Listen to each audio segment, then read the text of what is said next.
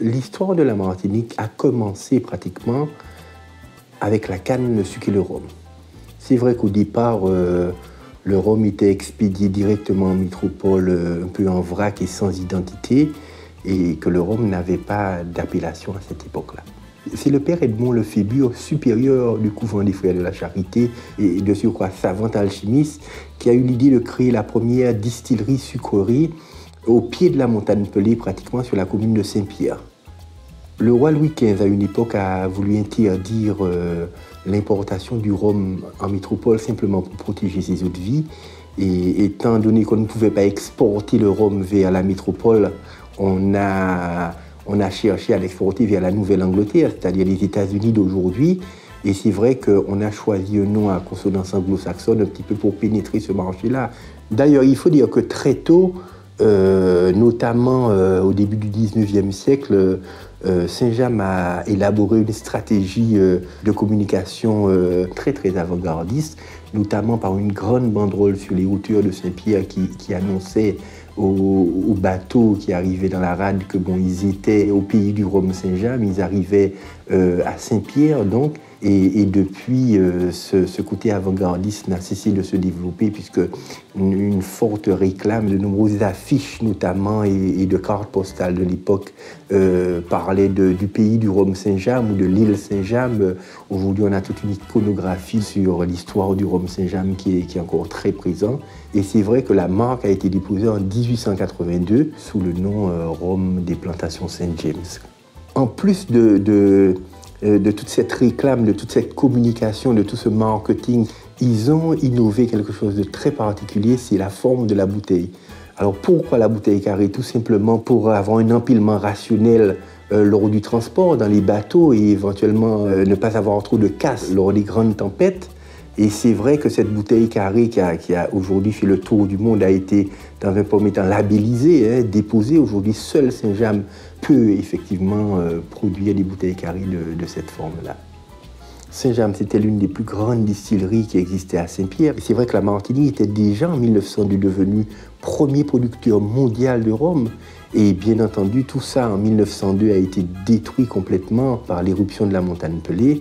Et phénomène assez particulier, tout a été détruit, les dizaines et les dizaines de distilleries, 30 000 personnes sont mortes en 5 minutes par le phénomène de la nuit ardente. Et puis Saint-James, qui était sur la route de Font-Saint-Denis, dans un emplacement un peu enclavé, a été partiellement détruite, mais n'a pas été complètement rasée. Quelques années après, les hommes de Saint-James, cette équipe-là, qui avait déjà cette notoriété, qui exportait déjà dans le monde entier, ont reconstitué, ont remis sur pied cette fameuse distillerie qui se trouvait sur l'habitation Trouvaillant d'ailleurs. Et puis c'est vrai que dans les années 60, on a tout recentralisé, on a tout regroupé sur Sainte-Marie, qui correspond exactement au même sol que le sol de Saint-Pierre où était placé Saint-James à l'origine. Autour de 250 hectares de cannes plantées. Saint-James s'est reconstitué entièrement et aujourd'hui, c'est la seule usine qui produit du rhum Saint-James en Martinique.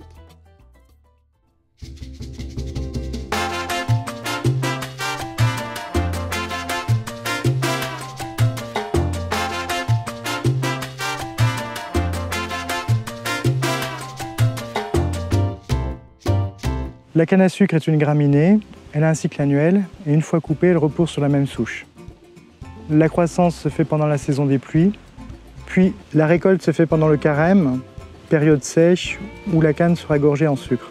On reçoit la canne coupée à la machine. La canne étant coupée à la machine ne touche jamais le sol, donc on a une canne fraîche également. Donc on assure aussi de ce côté-là une qualité pour la fermentation. La canne est transportée le plus rapidement à l'usine. À l'usine, la canne est pesée et chaque chariot est analysé. L'analyse porte sur 2 critères, la fraîcheur de la canne par le pH et la richesse de la canne par le Brix.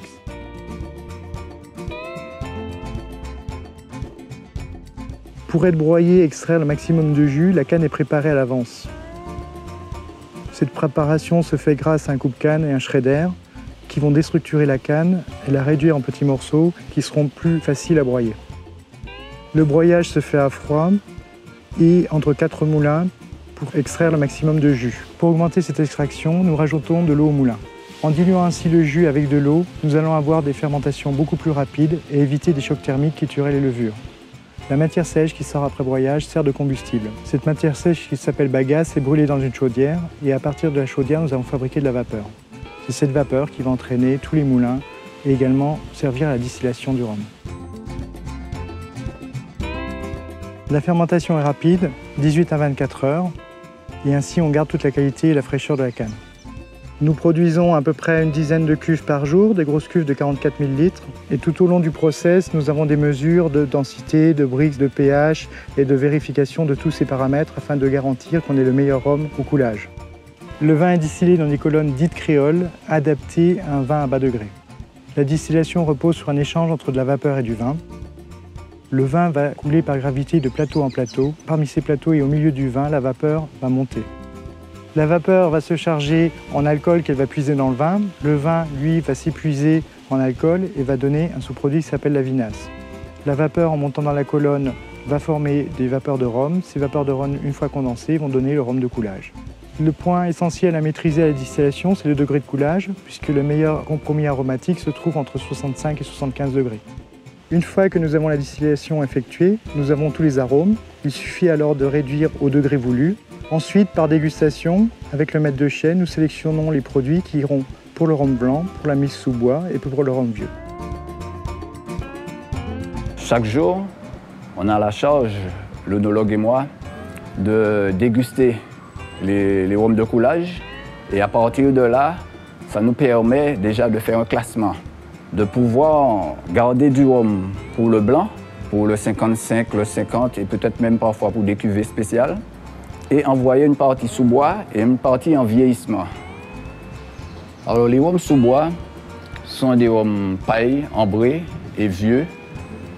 Ce sont des rhums qui sont mis dans des foudres de bois de 35 000 litres et des foudres qui nous apportent des arômes, si vous voulez, de vanille, des arômes de bois sec. Le vieillissement, lui, se fait dans des petits fûts. Et ces petits fûts ont la particularité des arômes de pruneau, de bois rouge, de vanille et de cacao. En ce qui concerne les produits, le tout repose en général sur la dégustation et l'assemblage des différents lots. Et pour avoir un bon produit, je pense qu'il faut déjà choisir la matière première en fonction de ce qu'on veut avoir en finale. Et laisser le temps agir, avoir de la patience. Et c'est le résultat du travail de longue haleine.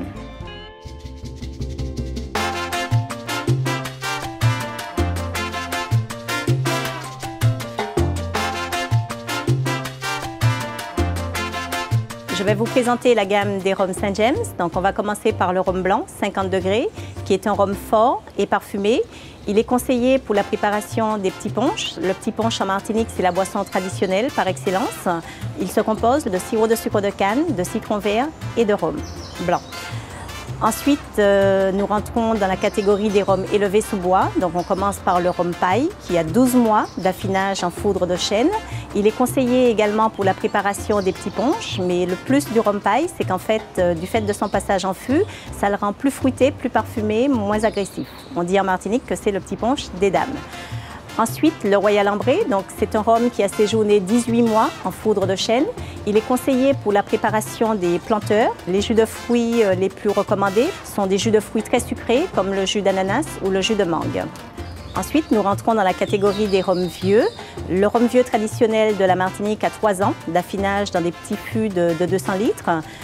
Il se boit en digestif pur. Et pour finir, nous avons le rhum vieux hors d'âge, qui est un assemblage de nos meilleurs millésimes de 7 à 20 ans. C'est une mise au point de notre maître de chai et de notre œnologue.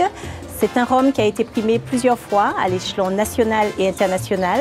Et nous vous conseillons de le boire également en dégustation après un très bon repas. Saint-James a toujours eu cette réputation d'être un rhum de qualité, un rhum premium, comme on dit, un rhum haut de gamme. Plus d'une dizaine de médailles d'or ont été décernées par le Salon de l'Agriculture. Nous avons obtenu aussi la grande médaille d'or au concours mondial de Bruxelles. En 2004, nous avons eu pour la première fois le prix d'excellence du Salon de l'Agriculture qui couronne non pas le produit en lui-même, mais l'entreprise pour la régularité de ses performances en matière de qualité.